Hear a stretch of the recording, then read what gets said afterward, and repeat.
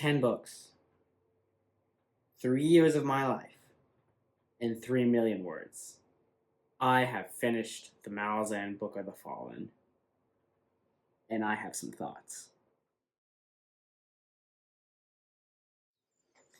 Hey guys, welcome back to the channel.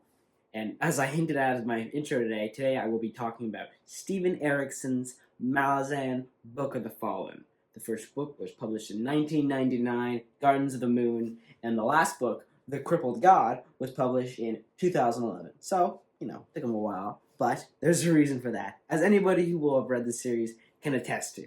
Now, this is going to be an interesting review because I don't plan on spoiling anything, but I don't necessarily intend to make this video for newcomers. I may make a video like that in the future, but as it stands now, with my thoughts fresh, I want it to be as clear as possible, and if you haven't read the series, you may want to come back at a later time, because I will be including some content from the books, and I will definitely be giving character names. I won't be giving their fates, because that's just a jerk move, and that I'm trying not to spoil anything, but whatever happens is going to happen. I try to do these reviews on the fly, and just sort of let myself talk about it, because that's my best way to get an honest reaction out of something. And honestly, that's just something I like to try out. So, let's start with these reviews as we usually do. Let's start with what makes a book, or a series in this case, good or bad. Now, we're going to start with the good, because that's what I think you all want to hear. What did I like about the series? Most everything. That's not necessarily completely true, but it's exaggeration of its kinds. This is a series unlike anything I have ever read before. I think anybody who reads this series will attest to that, really. Because Malazan is not really a series like anything out there. There are other series that are on a similar level of what Erikson accomplishes. There are series that are older than Malazan that accomplish similar things. I have not read any of those, but from what I gather, they do exist. But let's start with something a little simpler here. Let's talk characters. Every series is only as good as its characters. If you don't have characters that I want to follow, you're probably not going to be writing a book I really want to read.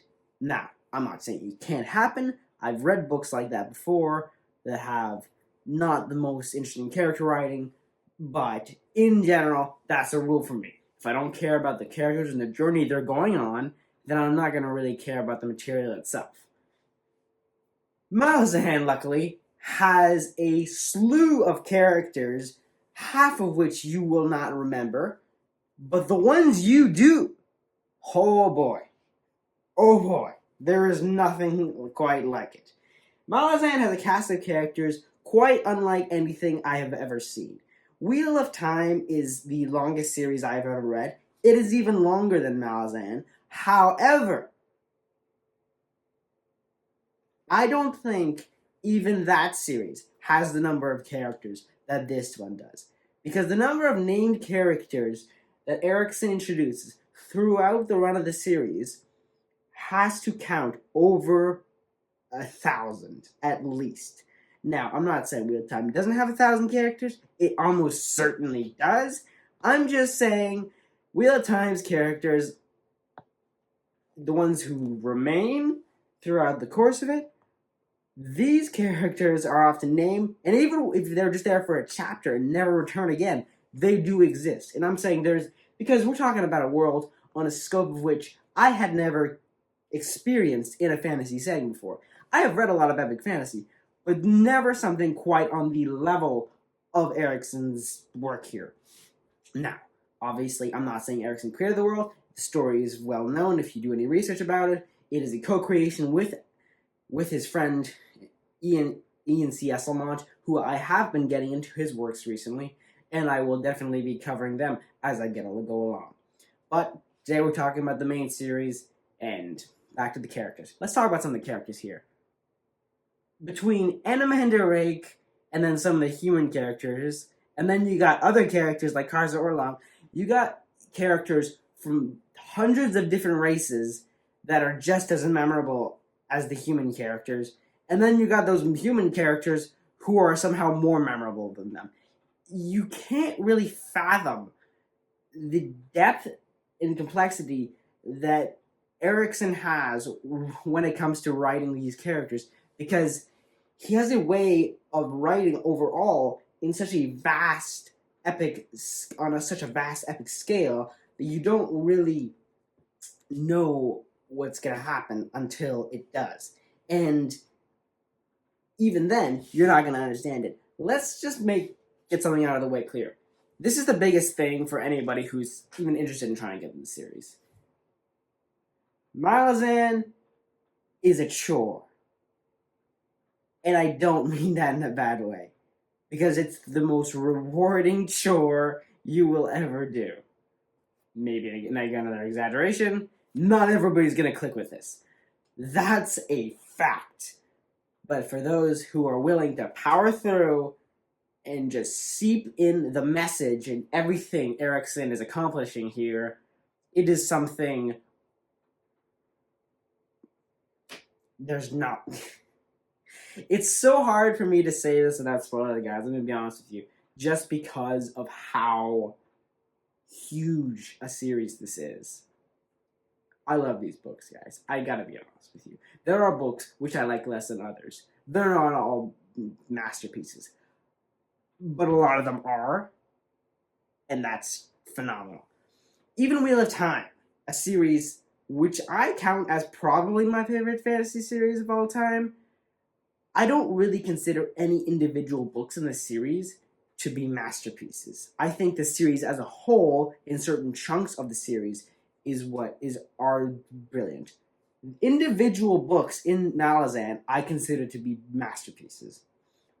These include these two, the second and third book. And then there are others, the fifth book, the last book, the sixth book I am a fan of. I don't love it quite as much as a lot of people do. Bone Hunters is great. Maybe I just wasn't when I read it, because as I told you guys, it took me 3 years to read this series, and I took long breaks in between the 7th and then the 8th book. And yeah, anyways, backstory, not necessary. Let's get back to the review aspect of it. These characters are amazing, guys. But there are also so many of them that, like with the Wheel of Time, you will forget like 99% of them. But the ones you remember, those are the characters whose journey you are going on, and they are memorable as all hell. Now, let's go to the setting here for a second. Malazan takes place in a world unlike pretty much anything I've ever read. And I don't mean this in that it's a fantasy world, because as far as fantasy worlds go, this isn't that complex. It is basically a D&D style fantasy world with everything you might expect from the genre. However, the way Erikson and Asimov have subverted these tropes in this series is truly what makes it great. The way Erikson tackles this world by making it just feel ancient and incomprehensible to both us, the reader, and the characters themselves. People talk about how dense this series is, but you gotta understand that that's part of the point of it. Nobody really understands how everything works in this world.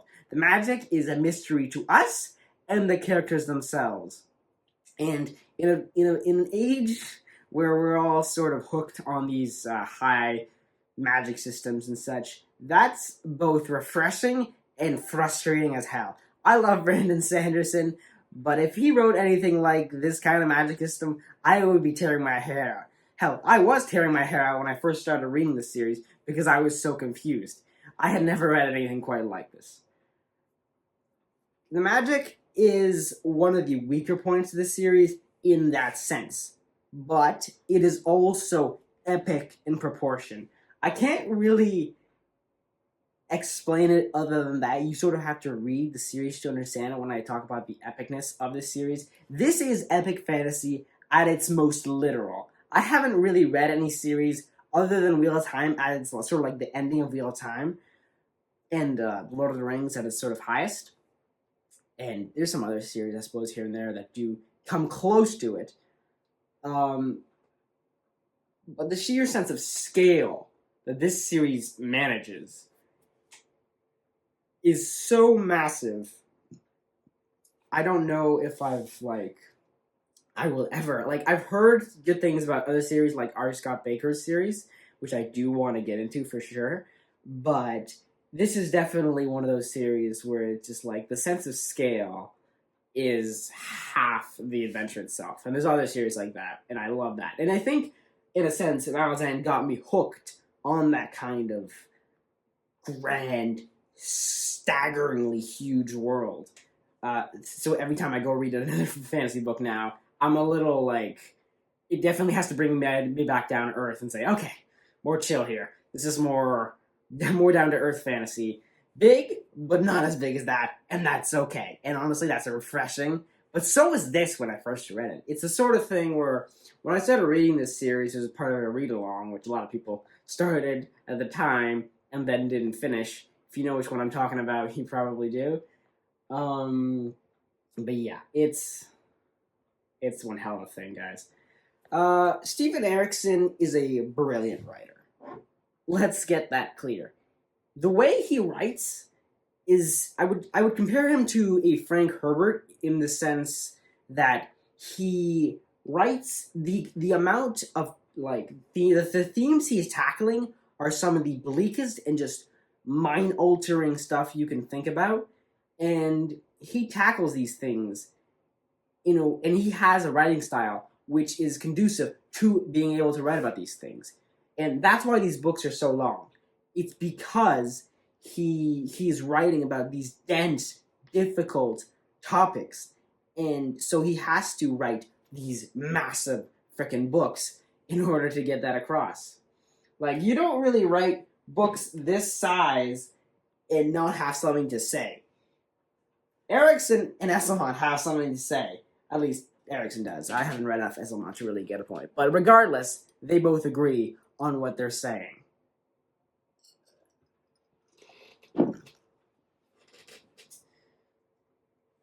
Yeah, going back to the prose there. The prose is one of those things where it's not going to really bother so many people on its own. It's the material itself that's going to bother people. I think Erikson is a great writer. He does what he's trying to do. He executes it nigh on perfectly. I don't think I will ever write anything close to what he has accomplished in this series alone. I want to read the rest of the Erikson books and the Esselmont books. This world is just so incredible. It's on a scale I haven't ever encountered, and you do fall in love with this world. You don't want to live in it though, because holy crap, guys. Holy shit. This is a series which isn't afraid to show you the worst parts of what being alive is. This is a world in which we have beings of cosmic proportions who are all fighting each other like children. Gods who are just doing their own thing and vying for more power, and everybody gets crushed beneath that. And it is by the individuals, be them human or of other races, and there are a lot of races, guys, who are able to stand up and survive through that. There's something in the prologue of the first book. There's when the character Whiskey Jack is basically telling one of the other main characters of the series. He sort of tells you, a life well lived is a life where the gods ignore you. And quickly from the first book, you get to understand what he's talking about. And it only gets worse from there. Yeah. Alright. Let's get into the negative. And this is all subjective, obviously, but this is going to be interesting, especially when you're talking about a series like Malazan, because it is a lot. I'm going to be repeating myself a lot for this section because the bad of this series is very much a lot of what the good is, just looking at it from a different angle. The characters, as I said, there are a lot of them. And because of that, you're not going to like all of them. A lot of them die. And that sort of helps cleanse the herd for a little bit. Is that cleanse words? No, whatever. But because of the sheer number of characters, you're not going to care about most of them. The ones you do are always going to be there. Well, that's not actually true. Anybody can die in the series. That's like, I don't know if I count as a grimdark or dark fantasy. That the whole genre is so like stuff is just confusing. I don't really know how to categorize anything because nobody really agrees on how to categorize anything. But regardless, the characters, you can either find a way to care about these certain characters, but then there's going to be characters which you don't like and you're not supposed to like. In Reaper's Gale, there is a character who is alive for way too long who spends most of the book doing horrible things to a person. And it's just, the world is terrible. It's just like, you wouldn't want to live in this world. It's like, there's a lot of people love saying they love to live in a fantasy world. Not this one, guys. Not this one. Trust me. You have it better here somehow. But yeah, no, the characters, there are so many characters that at the end of the day, it becomes a matter of just trying to keep track of the important players, especially as other books, as the plot progresses and characters which weren't as important suddenly become more important. And it's hard, especially when I took a big break and I came back and I didn't remember half of who these characters were, except for a few of the big ones. And it can be difficult. It's a challenge to read these books because there's just so much going on constantly. And that goes back to the setting. The setting, I don't think, is so much a problem because you're never in one place for too long. Enough happens in each of these books that you can never really say a single one of them is unnecessary. Even book 9, where compared to the rest of the series, effectively nothing happens, is still a lot happens in it. No, there's never really any filler in these books. Something is always moving and happening. So I wouldn't call anything unnecessary, just bloated at times. And go back to the magic here, guys. And this is just in general back to in a sense, the magic and the setting, my criticism is always going to be the same for that. It's so much, guys. It's too much at times. You're not going to understand what's going on half the time. And the fact of the matter is, there's a lot of continuity stuff, especially when you try to figure out the timeline of stuff. And this is stuff Erikson and Aslamont have been trying to figure out, especially in the later books they've written, trying to sort of create a timeline. But the fact of the matter is, these books are what they are, and I think part of the confusion is the point. Because while the characters don't understand what's going on, I don't even think the author is just supposed to completely understand. They might have a broad outline of how everything worked out, but so much of the mystery and the mystique is part of the world. And so that can be really annoying when you are used to reading books where all the mysteries are answered for you. Because this is not a series that holds your hand at any given moment. It just sort of happens to you, and you just have to be along for the ride. These books are brutal, guys. There is a lot of death and worse. Sexual assault is very often, it happens very often in these books, and it is rough. These are not books you read if you think you can be easily upset by difficult topics. These books are not for everyone. And that's okay. You shouldn't force yourself to read this series just because everybody says it's great. These are amazing books. I love them. And maybe you will too. But that doesn't mean you should force yourself to read something that makes you uncomfortable. I just wanted to say that, honestly.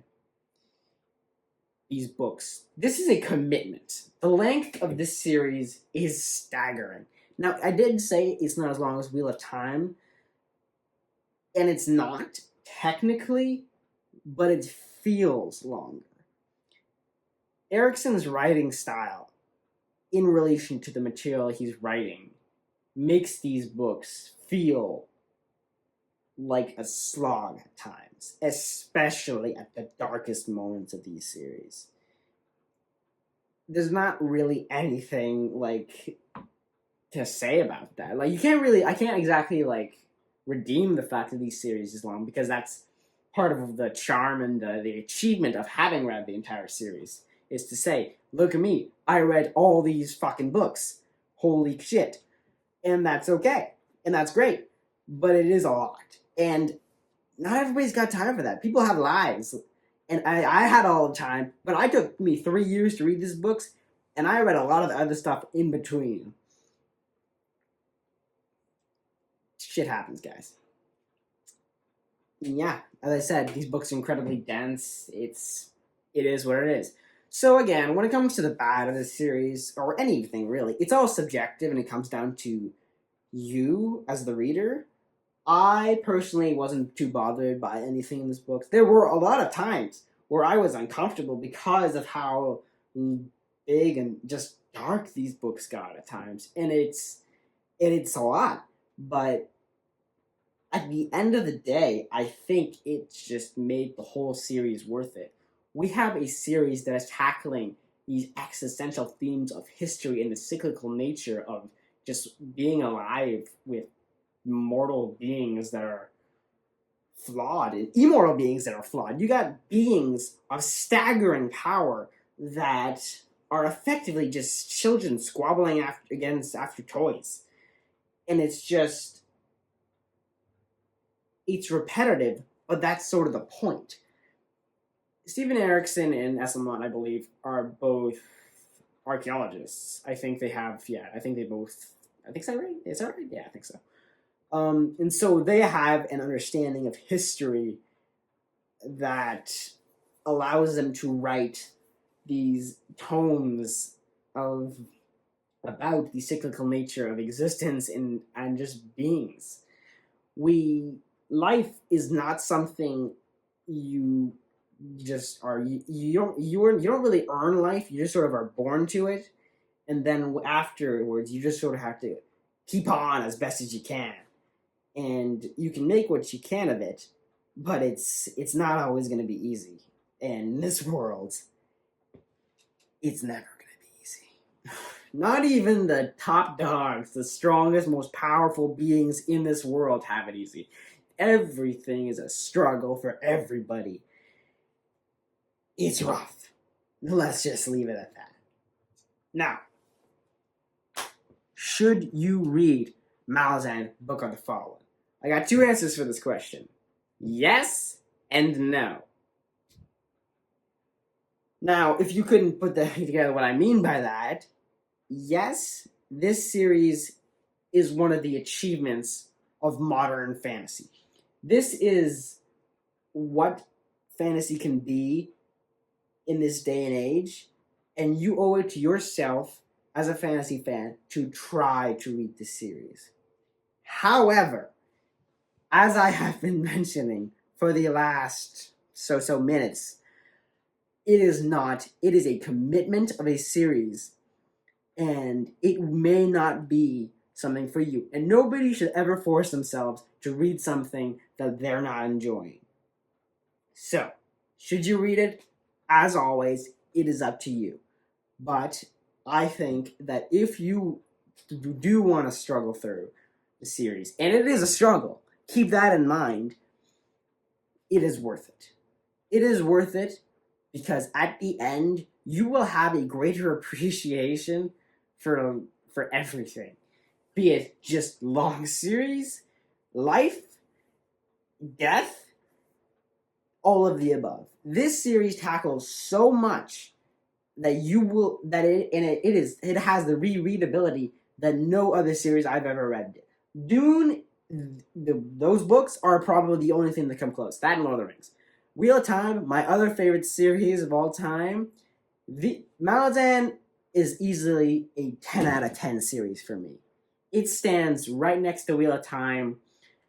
It is as my favorite fantasy series of all time, and that's even with all its flaws. Because I have never read anything quite like this, and I can't say for sure that I ever will. Maybe I will. That's not for me to decide. That's for fate to decide, eh? Well, I hope you've enjoyed watching this video, ladies and gentlemen. I've enjoyed talking about Malazan. If you would like to like and subscribe, please do. And if you want to comment and talk about me about Malazan and what your thoughts were, are you interested in reading this series? Let me know. As always, ladies and gentlemen, thank you for watching.